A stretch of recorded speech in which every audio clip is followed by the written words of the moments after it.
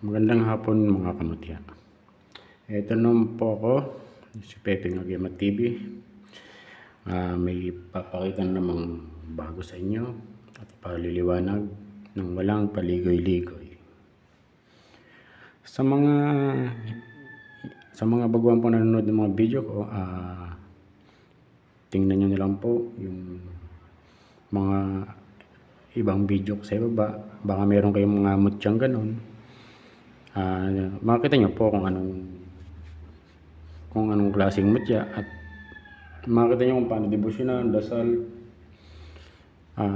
kung anong bisa nun nung wala nang paligoy-ligoy pa.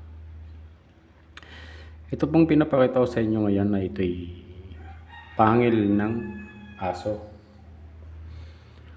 na sa mga nagtatangan po nito, ito po'y may kapangyarihan po sa bilis, lakas ng pangatawan, talas ng pangamoy, talas ng pakiramdam. Ito rin po yung nagtataglay ng swerte sa sugal, sa sabong, o sa kung anumang sugal, basta ito'y tangan nyo. Ang gusto po magtangan nito, hindi po ito kinukuha sa mga asong kinatay na o patay na. Ito po'y hahayaan nyo itong malaglag sa alaga nyong aso. Pag nakakita kayo ng ganun, ibig sabihin para sa inyo talaga ang agimat na yun. Kasi ito, agimat ko ito. Ito po'y pag nakuha nyo, ito'y ibabalot nyo sa kulay pulang tela. Kagaya nito, ganito.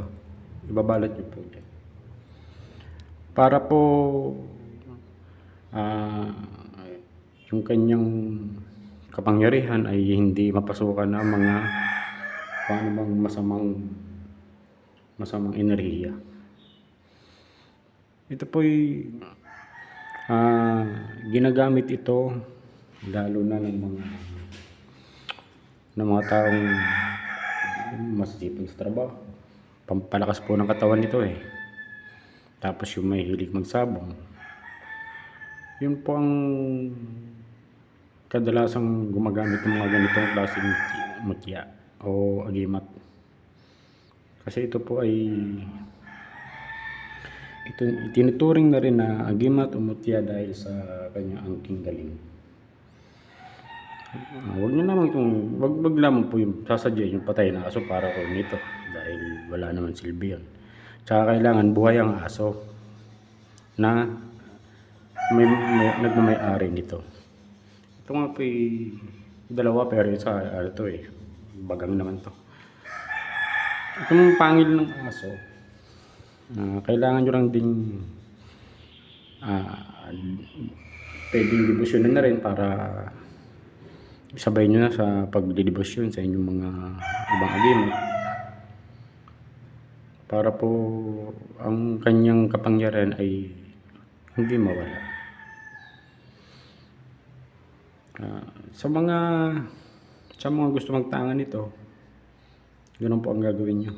Hihintayin nyo sa aso nyo na kusang malaglag ang pangil niya. Huwag nyo pong kukunin yung mga patay ng aso dahil wala rin pong silbi yun. Sa mga patay na aso, kuha kayo nito, wala rin po yun. Guys, salamat po sa mga nag-subscribe, sa mga nanonood ng mga videos ko. Sa mga hindi pa po nakapag-subscribe, paki-subscribe naman po, paki-like and share, at paki-click ang notification bell. Kung ano meron kayo agimat at hindi nyo halimbawa kabisado kung anong klase yun, hanapin nyo lang po sa mga video ko, baka may kapareho. Hindi nyo makakita kung anong purpose noon, kung anong dapat gawin. Yun lang po. Maraming salamat at magandang hapon po.